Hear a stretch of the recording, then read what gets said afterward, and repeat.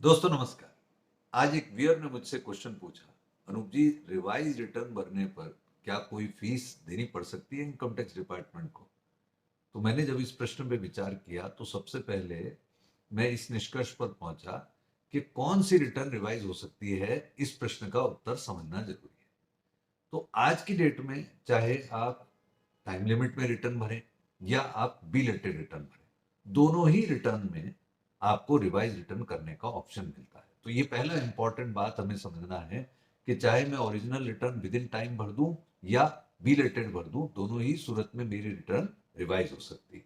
अब इस प्रश्न का उत्तर भी देना जरूरी है कि कौन सी रिटर्न इनमें से रिवाइज होने पर फीस अट्रैक्ट कर सकती है बिलेटेड फाइलिंग की।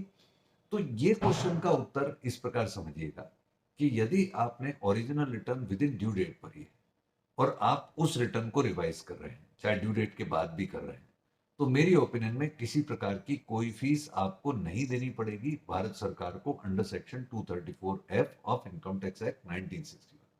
इसके विपरीत यदि आपकी ओरिजिनल रिटर्न बिलेटेड थी और बाद में उस बिलेटेड रिटर्न को आपने रिवाइज किया, तो ये डिपेंड करेगा कि अगर आपने बिलेटेड रिटर्न ओरिजिनल में ही ऑलरेडी बिलेटेड होने की फीस जमा कराई है, से फॉर एन एग्जांपल 1000 या 5000, तो सब्सिक्वेंटली जब आप अपनी बिलेटेड रिटर्न को रिवाइज कर रहे हैं तो यह देखना पड़ेगा कि पिछली बिलेटेड रिटर्न में आपने कितनी फीस का भुगतान किया था।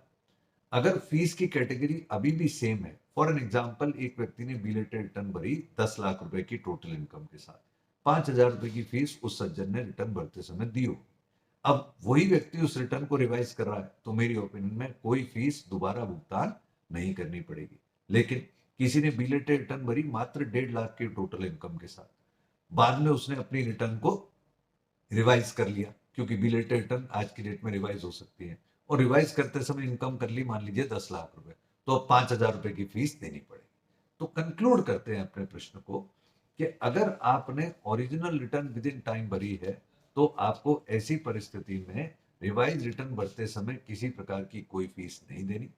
लेकिन ओरिजिनल रिटर्न यदि आपने ड्यू डेट के बाद भरी है और आप उस रिटर्न को रिवाइज कर रहे हैं, तो ये डिपेंड करेगा कि ओरिजिनल रिटर्न जो बिलेटेड आपने भरी थी, क्या उस समय आपने कोई फीस का भुगतान किया या नहीं, और वो फीस बाद में भरी जाने वाली रिवाइज रिटर्न की टोटल इनकम से क्या चेंज होती है नहीं। अगर वो फीस बढ़ रही है तब तो आपको एक्स्ट्रा फीस का भुगतान करना है, अन्यथा कोई एक्स्ट्रा भुगतान नहीं करना होगा। I hope you will find it useful. Thank you. जय हिंद।